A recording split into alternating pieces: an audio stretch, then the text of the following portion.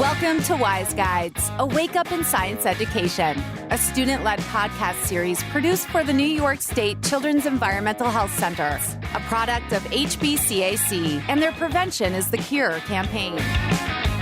And now, here's your Wise Guides.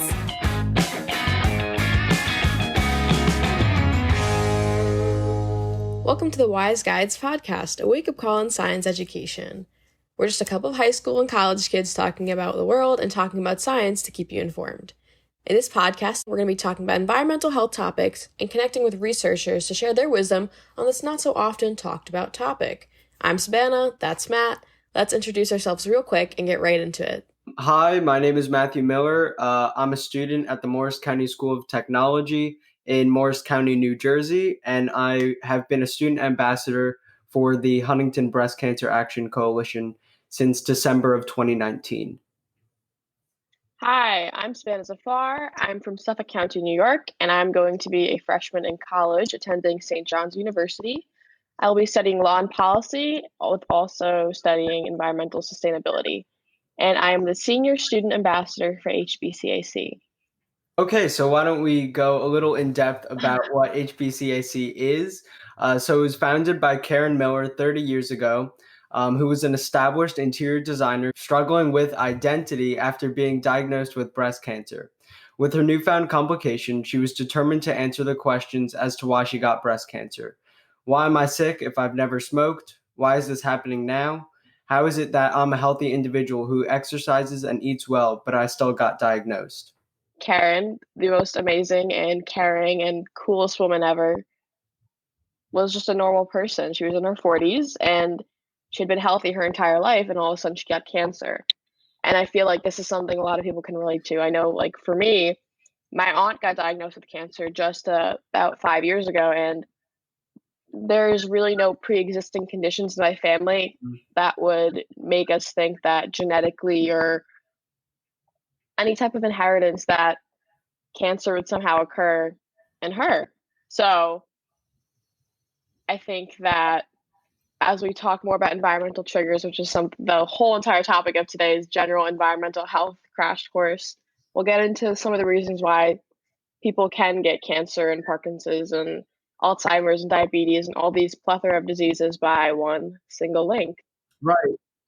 As Savannah was saying, it wasn't her family history or any of her genetics that predisposed her to breast cancer, but it was her environment, the environmental triggers that accumulated throughout her lifespan ultimately led to her diagnosis. Right.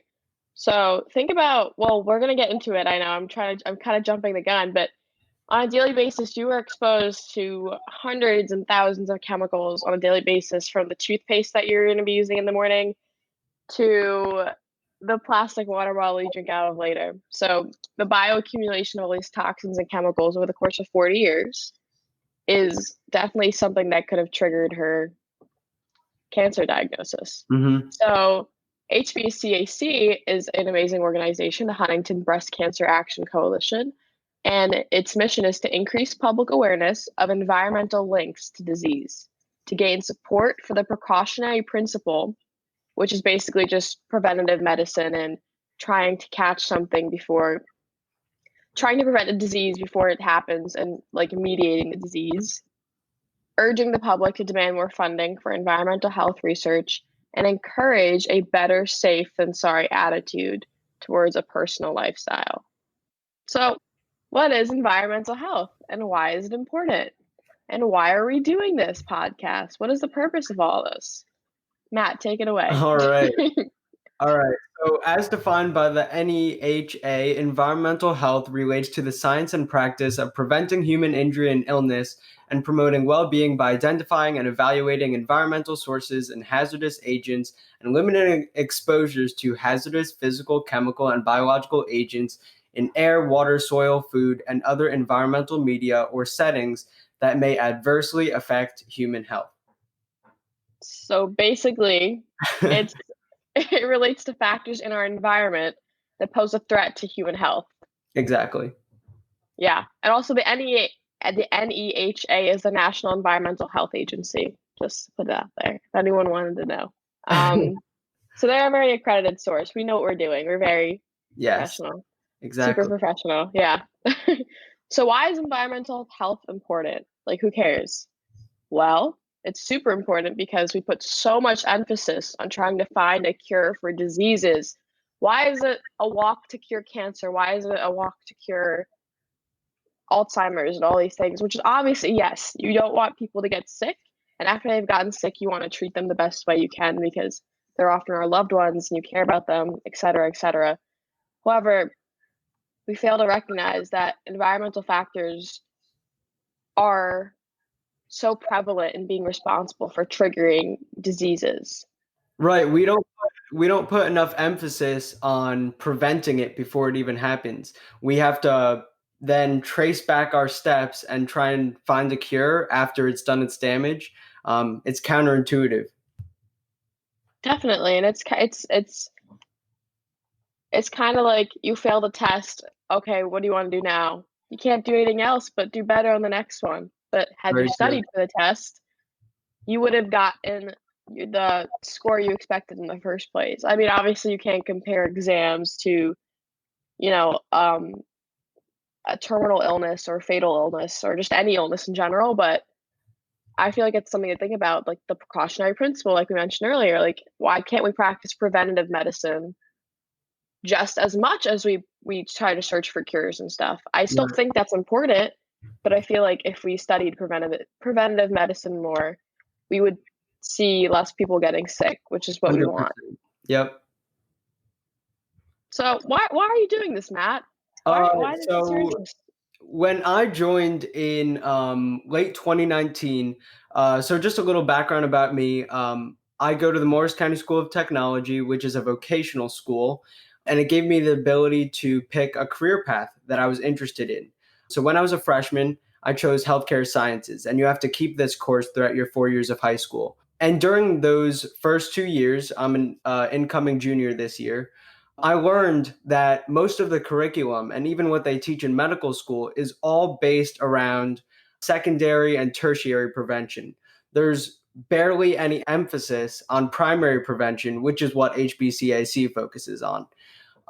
There's not enough emphasis on legislation changes. There's not enough control within the community. And really, we need to see that shift, that paradigm shift between focusing on finding a cure and instead focusing on preventing it. Absolutely. Yeah. And Savannah, so what got you interested in this field? So to be quite frank and to be honest, all I know is that I love the environment and I love people and animals and trees and plants and everything that inhabits the environment. That being said, I really hate external factors like human activities that lead to pollution and faulty legislation that plays a role in negatively impacting the environment's health. There is such thing as environment health. Like, Mhm. I feel like people often just think about public health and the environment, but the environment's health dictates how healthy we are. And that's scary. And we don't give enough care and we don't nurture the environment as we should. So I've been an intern with HBCAC for 5 years now, and I've seen the ins and outs of how legality can actually dictate the well-being of an individual and the environment around us. And Mhm. because of that, I hope to pursue a career as like an environmental lawyer. I'm just gonna casually throw it out there so I can try my very best to fight injustices in our government that pose a health threats on the public and the environment. But it sounds like a lofty goal. However, Well, I mean, we see all of these advocates nowadays around our yeah, age who are standing up for things that they're passionate about, whether it be the Black Lives Matter movement or just climate change in general. And I think Savannah's a great representation of that advocacy. She's been doing this for many, many years now and wants to continue down that path, which is fantastic. aw, thanks, Matt. That's so sweet. You too, Matt. No, but seriously, going back to what you said, I feel like what like fuels me, like what fires me is the fact that I'm so passionate and angry. Can we talk about the anger for a second? Mhm. I'm angry, and I think that is why I'm so adamant on trying to use myself as a person to make the change, to be the voice for people that don't necessarily have a voice. Mhm. Like, Greta Thunberg, I wanna be her. That girl is incredible. I I feel like I could talk about her for hours, but it's truly like a youthful voices that will be responsible for making change in the future. Right. Karen Miller's favorite thing to say is that Guardians of the future. guardians of the future, because we are. We're basically gonna be cleaning up the disastrous mess that current policyholders and lawmakers and administrations are making today. Right. It's our responsibility. This is the one planet that we have that we can currently inhabit, at least. Who knows what the future will hold. But that being said, we have to protect this one place. If we let it deteriorate progressively like we have been doing, what's to say we can live here in a few hundred years from now? Um, Forget we really 100 need years to. from now, I'm talking about 50 years down the line. Wow. I know Oh, I don't man. wanna I don't wanna go off on a tangent, and Mel, you can decide whether this is that or not, but I'm terrified to have kids. I don't Mm, want them to be growing up in a future that's just, like, alienated and polluted and mm, disgusting, like, that terrifies me. What's gonna happen to Long Island? We're an island, we're sinking. mm. I'm sinking. You're in New Jersey, you'll be okay. I'm Well, sinking, though. hopefully that's if the shore doesn't come on all the way and like just submerge the entire state. Yeah, but I No, feel like I agree with you. It is definitely scary, and if we don't do anything about it, we don't know the exact effects of it yet. But I can tell you right off the bat, it's not going to be good. yeah, it's only bad things, Yep. unfortunately. But hey, positive. Let's be positive for a Yes. second. There's so many people like us out there that actually care about making a difference, and I feel like that is like the one ray of light that we have is that we have to support one another in trying to make a greater and bigger initiative and just to let them hear us. We want to shake them. Hmm. We want um policyholders to be afraid of what we have to say. We don't want to be polite and we don't need to sit still and, be complacent. We Hmm. have to cause this sounds like we're trying to start a revolution, but like no, we have to cause some noise because that's the only way that things get better in a sense. And there are so many misconceptions around what's predisposed to you from genetics and what you can get from the environment. I feel like one of the first things that I've learned is that almost 90% of cancers are not caused by genetics. And I feel like every single time someone said, "Oh, it's in my genes, probably that's why so and so got cancer." And I look at them and I'm like, I'm so apologetic. I'm really sorry that that person has cancer. However, you are wrongly mistaken. Only like 10% of cancers are Mhm. actually genetic. Did you know that, Matt? I mean, no, I did not know that actually initially. And right now, I know there's science uh, coming, taking shape that will try to identify some of these environmental triggers and how they might affect you later down the road. But right now, we don't have super concrete evidence. Like if you walk outside, what's the likelihood of you Totally. getting cancer Yeah, 50 years from now if you walk outside for 30 minutes near like a power plant or something? totally. There's nothing to say that it won't affect you or it will affect you. And hopefully that science will continue to take shape within the following years. But it was shocking to me that over 90% of cancers are just linked to your environment and not genetics, Guys, not your family 90% history. is almost 100%. 90% 90% That's is a good way so to put it. much. That's a great That's a great test score to get on a bio exam. Speaking of bio, that I did not do very well in school, like at all. It was really hard. Okay. Something that we wanted to mention was like in like your bio class or in your science class, but bio in particular, I think. When you talk about karyotyping and genetics and Mendelian genetics and patterns of inheritance and like cancer genes, BRCA genes, stuff like that, like you never talk about environmental triggers. You never say like, oh, person Never. A might have been predisposed to benzene because they lived right next to a gas station their entire life, while person B lived in a very rich area and didn't have a gas station on like 6 miles within the radius. Right. The only thing that we covered, we had this chapter in biology, and this might be a little off topic, but it was all about cancer, and it was about just genetics and all that kind of stuff. And we were learning about the James Zadroga Health and Compensation Fund for all of the 9/11 Gotcha. first Okay. responders. And that was actually special because all of the other bio majors or people who took bio in other schools, no one learned about these causes and effects of 9/11 toxicants around the air.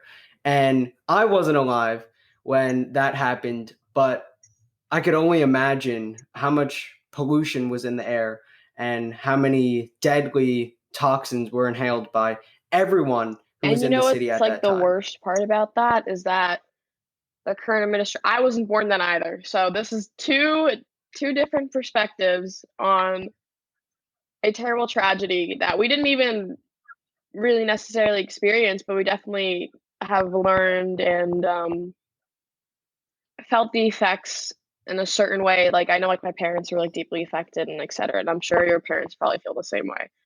Mhm. But what's really sad about it is the current administration at that time, literally like I don't even know the exact timeline, but like a week after that giant chemical plume sent God knows how many chemicals into the atmosphere, to the air You're right.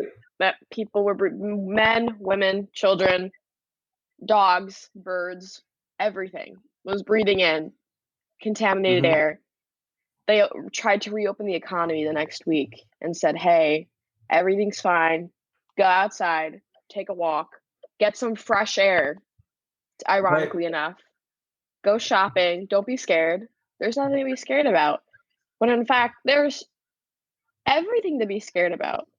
The government made everyone believe, and they reasoned that to first responders, to anyone living in New York City at the time, that it was safe. It was safe to go out. It was safe to resume regular practices, and people went back to work.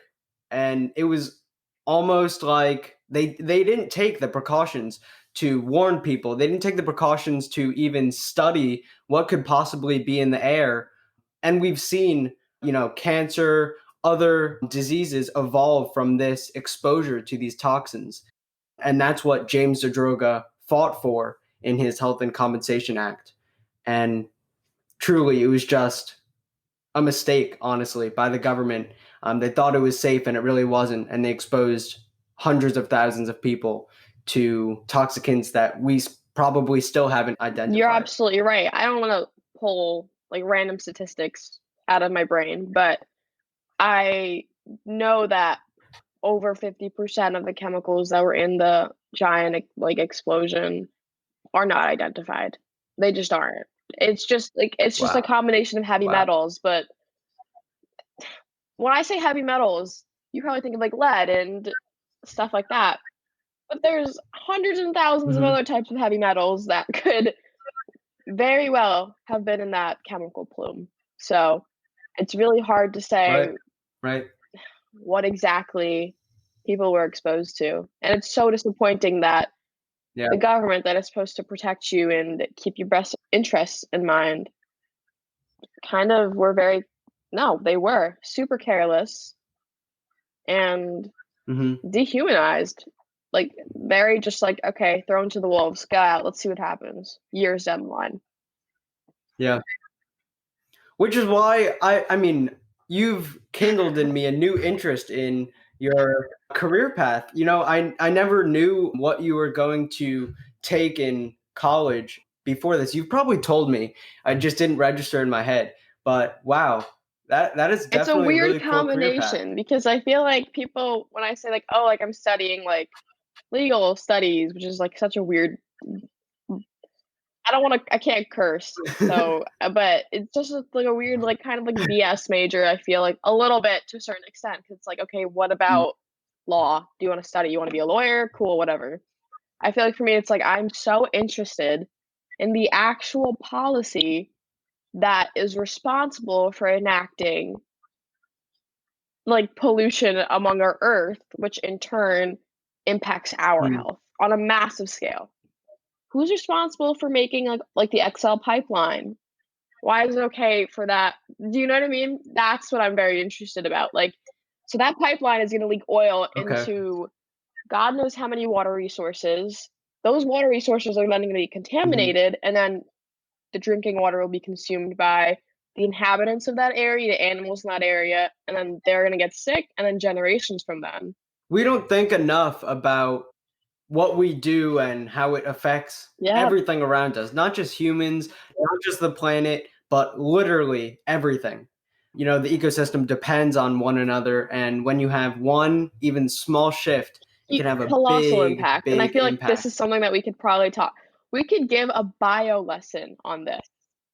I have my notes. I still have them. I Yes. haven't thrown them out. This is an entire topic that is so pivotal.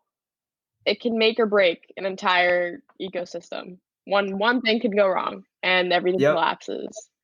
definitely. Absolutely. All Yep. right. That was good. That was a quick tangent. Let's move on. I don't even know where we are anymore. What is it? What day is it? Just kidding. It's been 20 minutes, but Okay, so Sabana, if I were to ask you how many people you think die from unhealthy conditions in their environment every year on average, how many people would you this is guess? like a loaded question. I feel like the number is probably super high, but I really have no idea. I'm gonna say like, geez, I don't even know. Like the 6 million. See, I was thinking Yeah. like 5 million before I knew what the Okay. actual statistic was. But believe it or not, the WHO found that it's 12.6 million people every year. Every year, just from like unhealthy conditions in Oh your my environment. God. Nothing with genetics, nothing linked to Just family purely history, like living just in in your just, environment oh my God. Oh every my year. God, big sigh, big sigh. That's so sad. That's so sad and should absolutely not be happening. Very upsetting. Hmm. Um, I feel like we're gonna talk a little bit more about health disparities, but when you say unhealthy conditions, you're really talking about lack of access to just like clean water and Hmm. any type of food, whether it's healthy food or not, just literally any type of food source. You don't really have access to that. You're not necessarily practicing proper sanitation because just the resources aren't there. If people don't have the Hmm. resources to live a somewhat satisfied life, like just living to the bare minimum, you're not worrying about your health necessarily. You're worrying about survival. At that point, I would rather survive than be healthy. Do you know what I mean? So these people that Hmm. are unfortunately dying from their literal environment, it's just they don't have access to resources. Right. They don't. Um, and that's truly sad because we Oh take so yeah. much for granted. We really Mhm. do. You know, we complain when we wake Oh up and yeah. the coffee Yep. isn't brewed. People wake up and don't have any water to drink for days on end.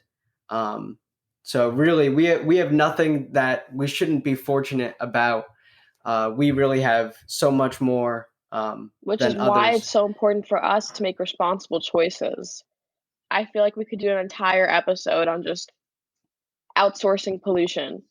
More developed nations take for granted. We outsource our pollution to poorer countries, And then we blame those countries for not joining on to cleaner and greener initiatives.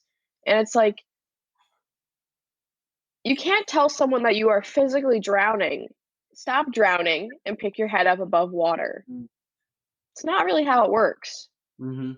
Unless you give a helping hand and say, here, put a life vest on, and I'm going to swim you to shore. Wow, that's a really interesting analogy. Did you just come up with that? Yes. Wow, that was good. Thanks. But no, but that's literally what I think. And oftentimes these unhealthy conditions that are in these, unfortunately, more impoverished countries are, yes, by the political regimes, by so many other so many other factors. But another giant one to consider is that it's countries like us that are, you know, not helping them.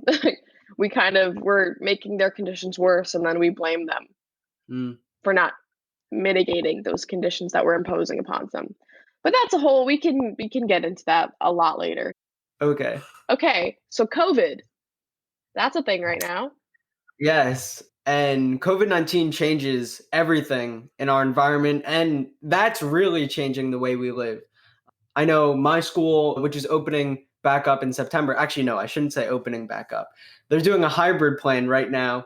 They're giving students the ability to choose between those two options. At the moment, this could change by the time this Everything's podcast is changing very released. quickly, yeah.